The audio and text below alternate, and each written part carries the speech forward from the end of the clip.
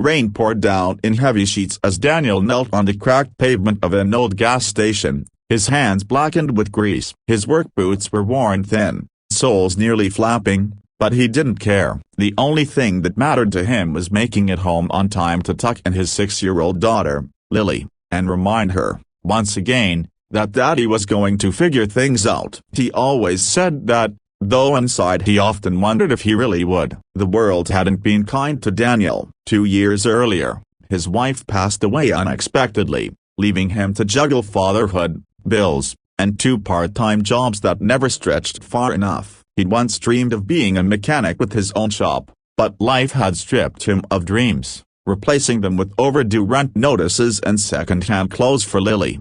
That night, as he packed up his small toolbox from helping a trucker with a flat tire, he heard the unmistakable sound of a car coughing and stalling at the far end of the lot. Headlights flickered, then died. A sleek, candy-red Mustang rolled to a stop, steam rising from the hood. Out stepped a woman, drenched in the rain, her heels clicking against the wet asphalt. She looked frustrated, tugging at her phone for signal. Daniel hesitated. He was exhausted, aching, and still had a long walk home since he couldn't afford gas for his own car. But something in him couldn't leave her stranded. "You alright, ma'am?"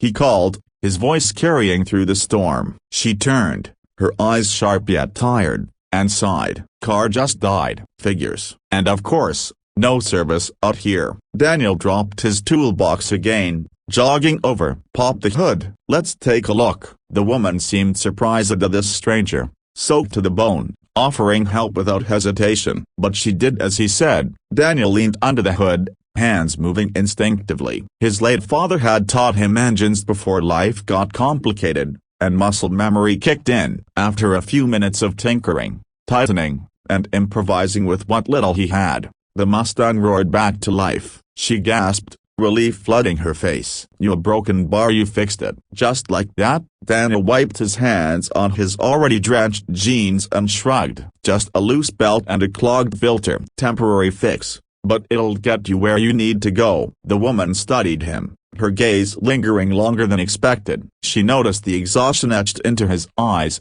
the way his clothes were worn, the quiet dignity in his voice. "What do I owe you?" she asked softly. Daniel shook his head. "Don't owe me anything. Just a broken bar. Get home safe." But she insisted, reaching into her designer bag. He stopped her, almost embarrassed. "Really, I didn't do it for money. Just helping out." He turned to leave, shoulders hunched against the rain. "Wait," she called after him. "At least tell me your name." He paused. "Daniel." "And I'm Claire," she said with a small smile. They parted ways that night. Just 2 strangers colliding by chance. Or so Daniel thought.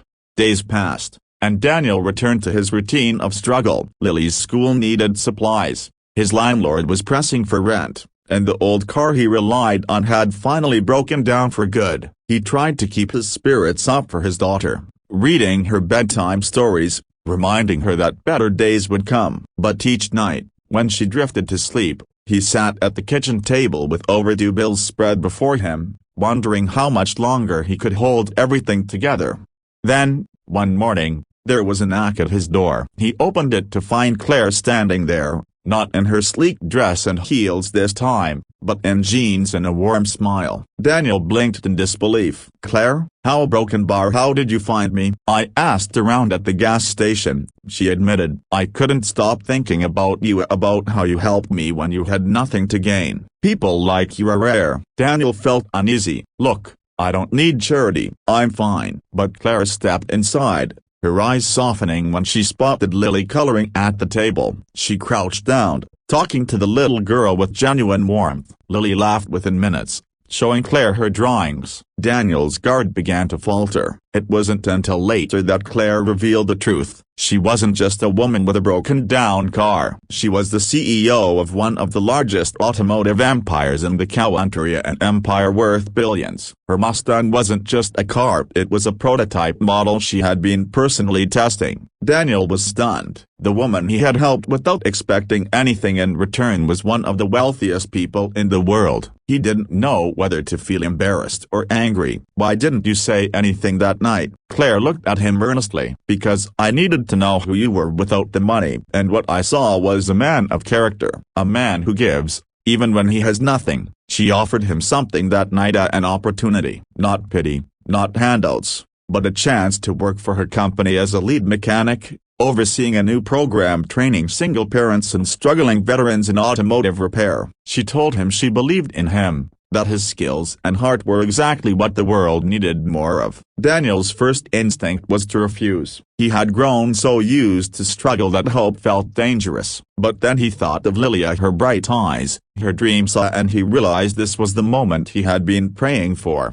The road wasn't easy. Daniel had to learn to trust again, to believe in himself. He stumbled, doubted, and faced whispers from others who thought he didn't belong in a billion-dollar empire. But with Clara's support and his daughter's encouragement, he rose. Slowly but surely, he built a new life, not just for himself, but for others who had walked his path of hardship. And through it all, a bond grew between Daniel and Claire. What began as a chance encounter in the rain blossomed into something deeper: respect, friendship, and eventually love. Years later, as Daniel stood on a stage at a charity gala, with Claire's hand in his and Lily smiling proudly in the front row, he spoke words that silenced the crowd. "I used to think the world had forgotten about people like me, but that night, helping a stranger with a broken car, I learned something. Sometimes the smallest acts of kindness become the keys that unlock the biggest doors." Never stop giving even when you have little, because you never know how close you are to your miracle. The message: life may test you, strip you down, and make you feel invisible, but your kindness, your integrity, your willingness to do good even in hard times, those are the seeds of transformation. You never know when one act of selflessness will change not only your life, but the lives of everyone you love.